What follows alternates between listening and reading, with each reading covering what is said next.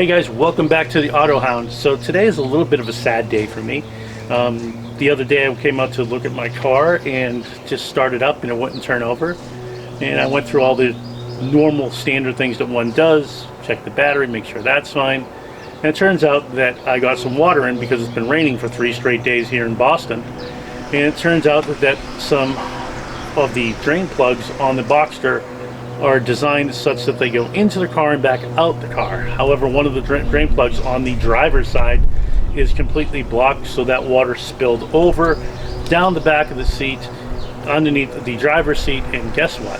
That's where Porsche, in their infinite wisdom, decided to put the immobilizer unit for the alarm, the windows, the wipers, the lights, everything goes underneath that driver's seat right there.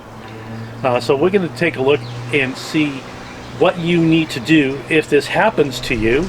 There'll be another video in a couple of weeks once I get the car back from the mechanic and repaired, and I'll let you know what that was and if insurance covers it or if they didn't cover it. Hopefully they do, but nonetheless, clearly something must have got stuck in there, like some leaves. Once that happens, that backs everything up, and that causes the flood that we have inside the vehicle now.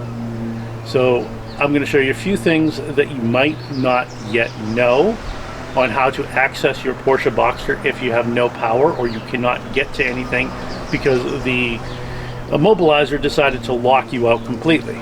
So let's move to the side of the car here. As you can see right here, there is a cable.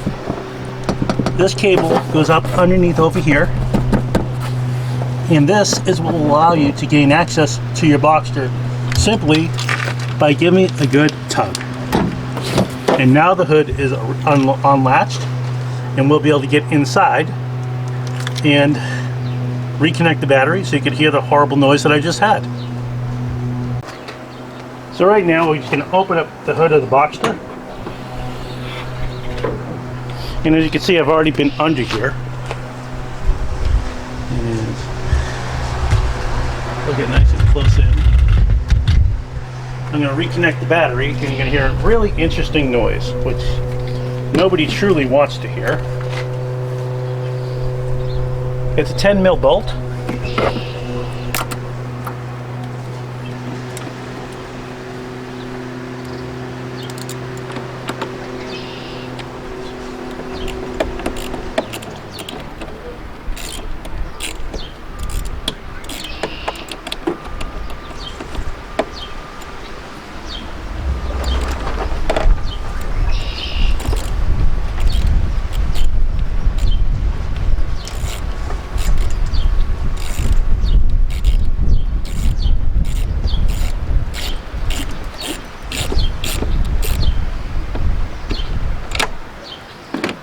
And the battery is fully reconnected.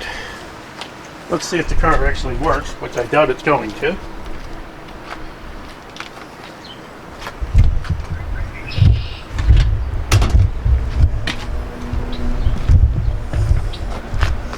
Coming over here to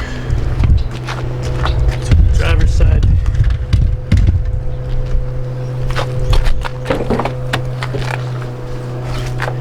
And right now there is no noise, which is a good thing. However, the immobilizer is completely dead, which means when you go to try to start the car,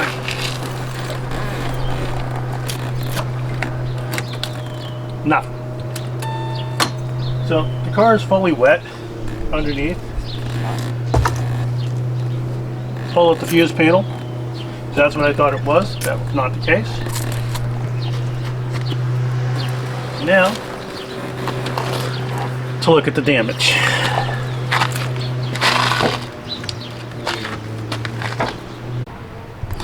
So as you can see right here, this should not be wet. That should not happen. And there's a good solid inch of water underneath there. Right here is your immobilizer, and that is now completely fried. You'll see some moisture right here. So what happens is the water comes down behind this panel right here, which is soaked and wet, And it drips right in, goes in behind here, and soaks that panel out. So this entire area, this has to be redone because it's got foam in it. It'll get moldy. This has to be redone because this is sopping wet as well. And as you can see, water should not be dripping from there. So whoever at Porsche in their infinite wisdom decided to put the immobilizer under the seat, what the hell were you thinking? And I don't swear on this, but seriously, what were you thinking? Well, I'm going to be sending the car off to have it repaired. Hopefully it will be taken care of by insurance, as I indicated, and we will have an updated video for you in a couple of weeks. I was able to get into the trunk. You can see it's a normal size trunk, but right here you can see where some of the leaves are and the debris. I'm going to leave that there so that the insurance adjuster can actually see it. This is not the grommet that I'm talking about. The grommet that I'm talking about, the drain hole, is underneath this clamshell, which I of course cannot get to. But the water seeps in, comes down here, and it drips into this little section right in here. And as it drips in here, there's two drain holes. There's one right here and one on the other side, and those need to be cleaned out. In addition to that, there's also one by the battery, or two by the battery. There is a lot of stuff in here, and there's one of the drain holes, so you can see there's a lot of debris, and that needs to all be cleaned out and vacuumed out. I am ashamed of myself that I did not do that. However, poor design, as far as this goes, makes it a problem. And there's another one on this side that also needs to be cleaned out. Otherwise, all of this down here will get completely flooded. Well, this is it from the Auto Hound. Thanks a lot for watching. I appreciate it. Hopefully the car will be back in a couple of weeks, good as new. Clearly you saw what the problem was. When I do get the car back, I will show you all inside the clamshell and what needs to be done. I would say every 6 months, or as often as possible, because I'm never going to want to go through this again. So there's a company called ECU Doctors who I'm going to reach out to. What they'll do is they will replace the key, because this key right here is coded to the immobilizer, and also inside the trunk over here there is a the CPU, which I will show you. I can't really get through because I don't want to take it off, but you'll see it, and it's right behind here.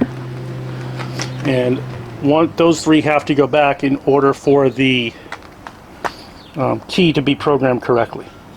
Well, that's it from the Auto Hound. Thanks a lot, guys. Appreciate you watching.